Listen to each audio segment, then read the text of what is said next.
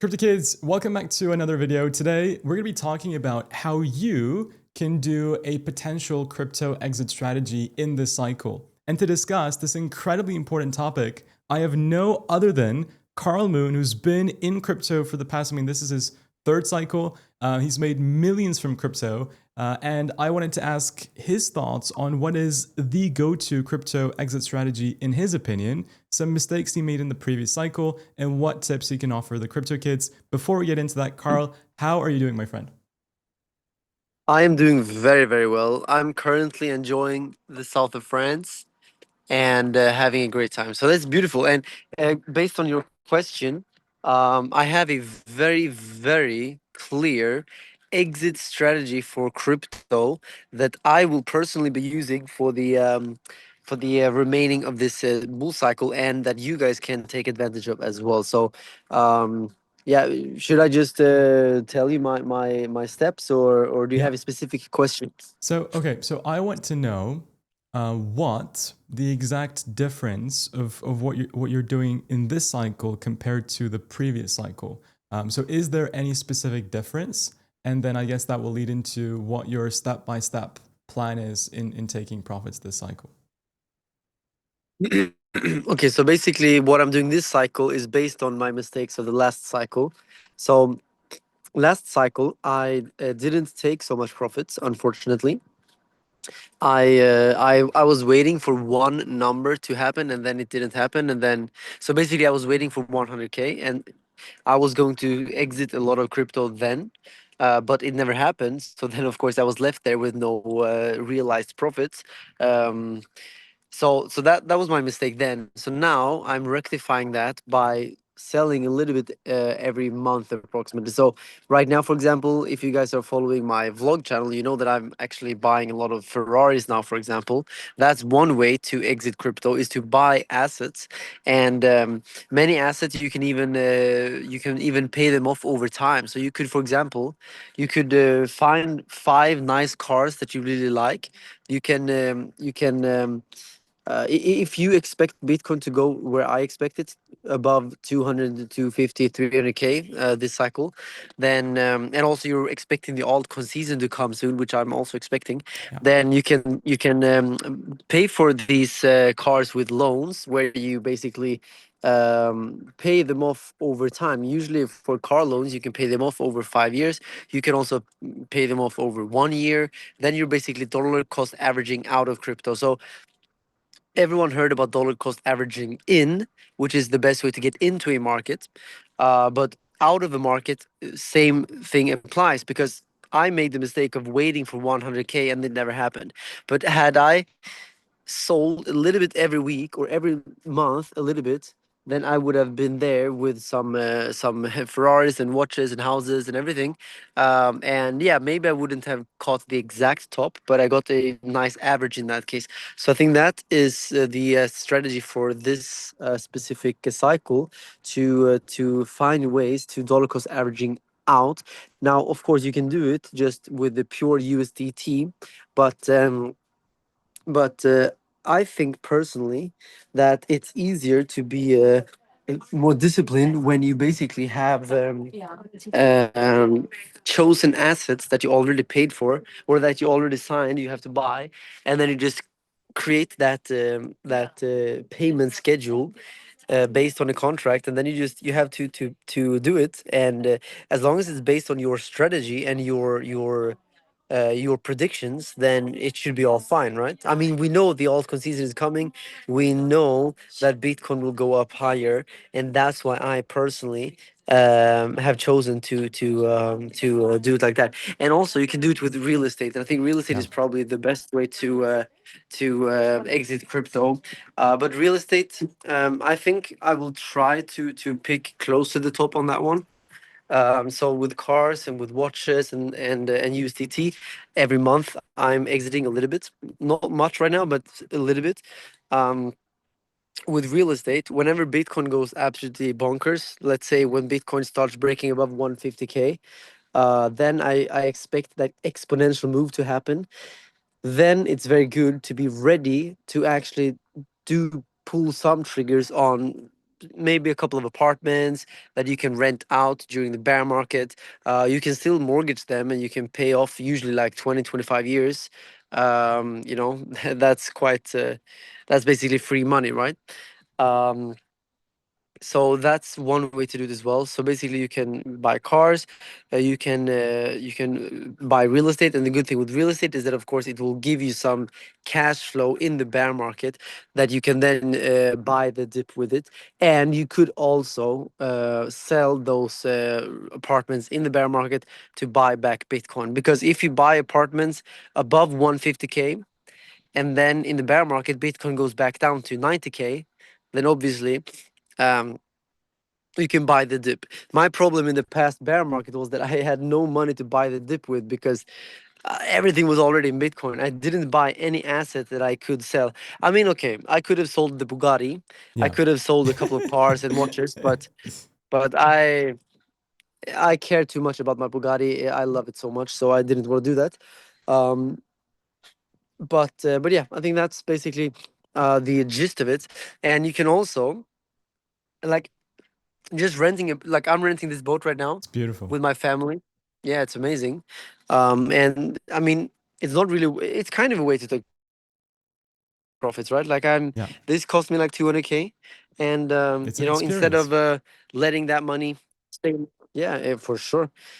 If I didn't use it now, then yeah, the money would stay in crypto. Maybe it would 5x in the next 5 years, sure, but I wouldn't have had this experience right now. So I think one way to use your money is to spend it on family and friends and having fun and just like relaxing. It's great. You know, you get a lot of good experiences and good memories, and you share with people.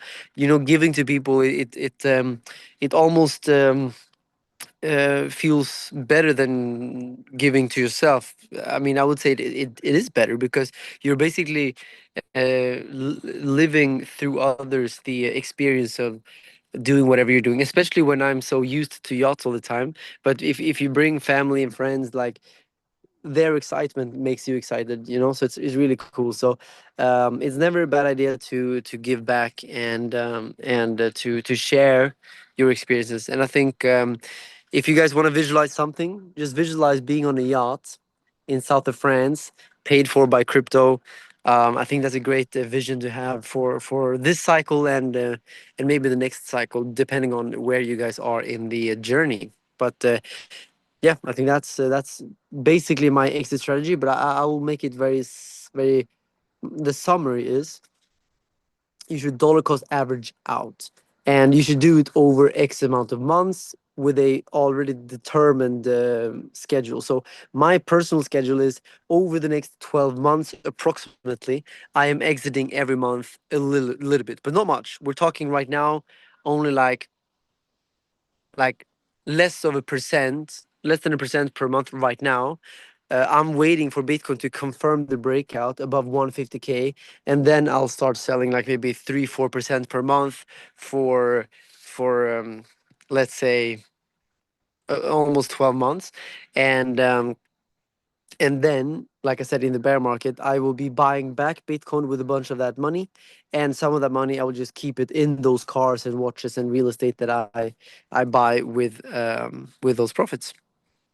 First of all, that was beautiful. I just have a few things to follow up on that. Number one, I completely agree that experiences are an amazing way to take profits, because at the end of the day, when you're on your deathbed, you only have your memories and experiences to take with you. So I think that's a very good way of taking profits. Two, I think real estate is super cool, because even though that there is an interest rate that you're paying yearly, even if you're paying that interest rate over 10 years or 20 years and it causes you to pay the double price of the real estate at the current time, the truth is the value of the dollar depreciates more than that over a 20-year period. So actually, in my opinion, that mortgage would become significantly less. And with your Bitcoin holdings, you can cover that loss.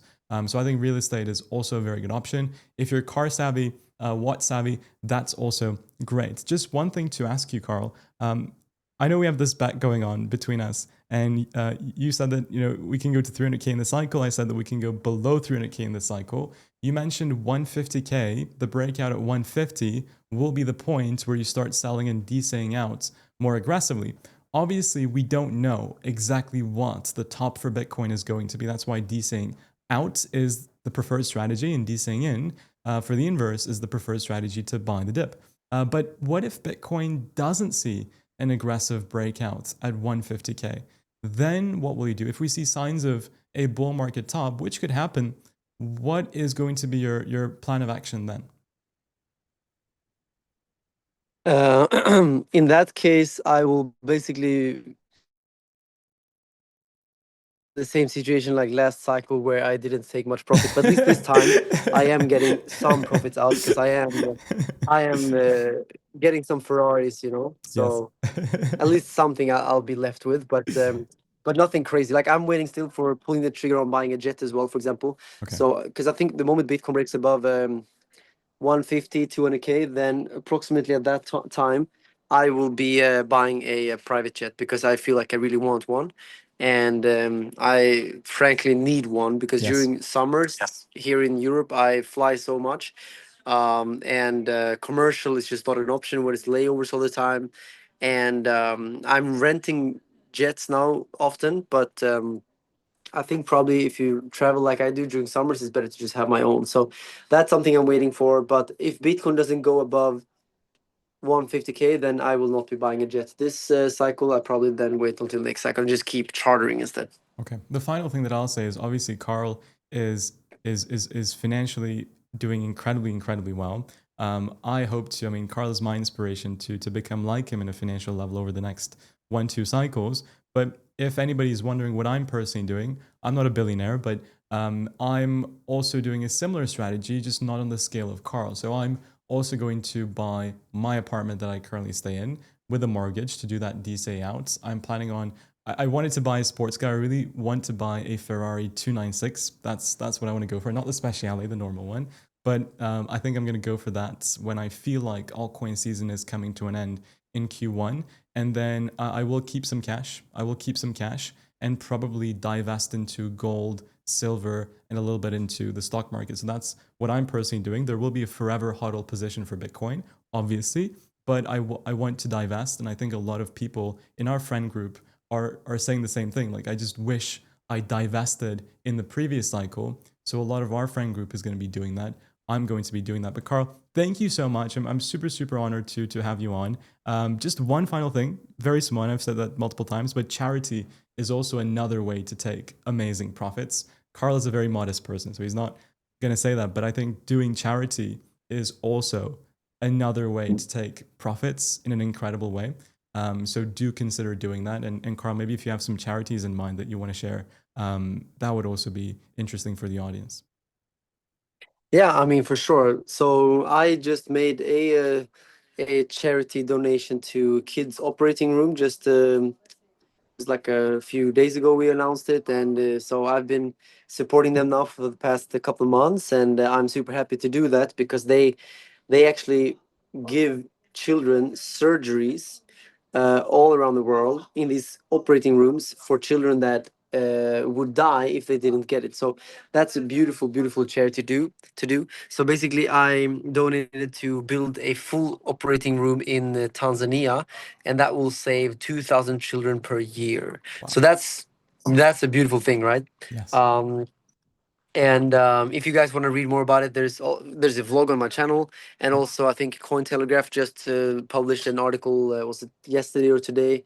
Okay. And in Forbes, there is also some information about it. Maybe we can put the links For below sure. to those articles if people want to read more.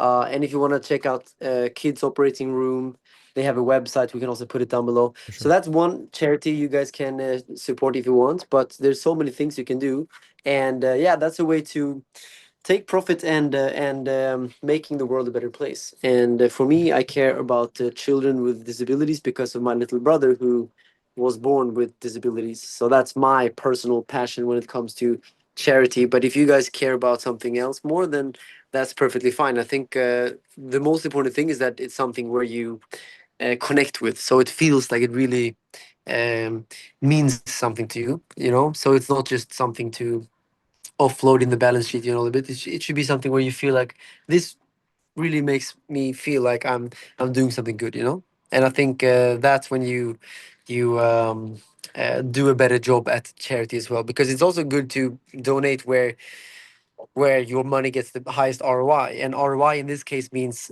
children or people saved, or how much better the world can become. So because one charity, they might put the money might be handled not as well as the other Yes. one. And so ROI is something in charities as well. Like, you want to make sure that you donate where the money gets used well, because otherwise, let's say I put 1 million into somewhere, and if I put it somewhere else, it would only be maybe worth 500,000, because they are misusing the money, or they're just not They're not efficient with the efficient. money. So Yeah.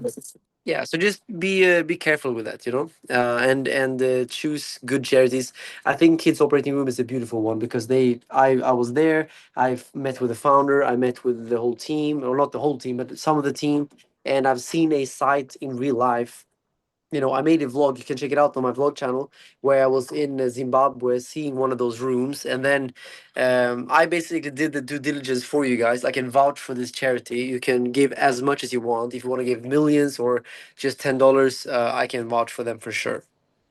Wow, amazing, amazing. Carl, thank you so much. Thank you so much. If you guys are looking for, by the way, for a USDT way of getting out and cashing out of crypto, you can check the link in the description for Pinex and Weeks. And for the charities that Carl mentioned, I will also link it in the description down below. It's also something that I'm striving to do in this bull market cycle. Guys and girls, thank you so much for watching. Carl, thank you.